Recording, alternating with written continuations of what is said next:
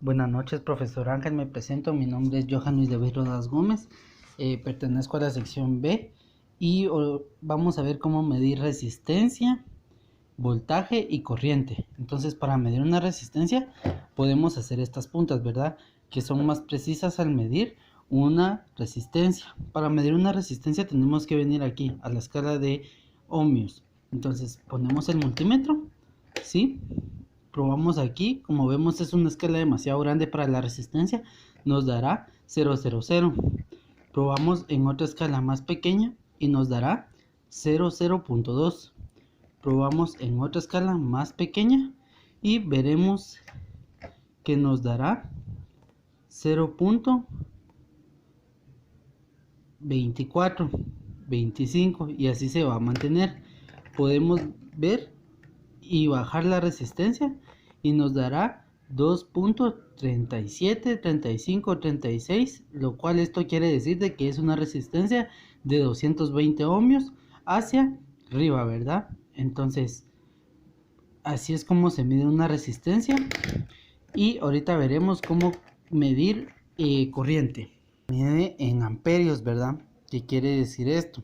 Que se medirá justo en estas escalas. Como podemos notar, ¿verdad? Se medirá en 2 miliamperios, 20 miliamperios y 200 miliamperios. Estos 10 amperios se utilizan con el conector 10 amperios, es decir que esta punta debe estar acá, pero solo durante 10 segundos y si la corriente es mayor a 500 amperios, ¿verdad? Pero como en este caso no lo es, tenemos una fuente de 5 voltios y queremos saber cuánta corriente pasa por ella, ¿verdad? Entonces lo que tenemos que hacer es lo siguiente. Tenemos nuestra galleta y esto hacemos puentes aquí, positivo a positivo y negativo a negativo. Tenemos que hacer nuestra fuente aquí, negativo y positivo, identificar los cables, cuáles son los correctos y armar lo siguiente, ¿verdad? Tenemos que tener nuestra fuente conectada a la corriente y luego venimos aquí al multímetro.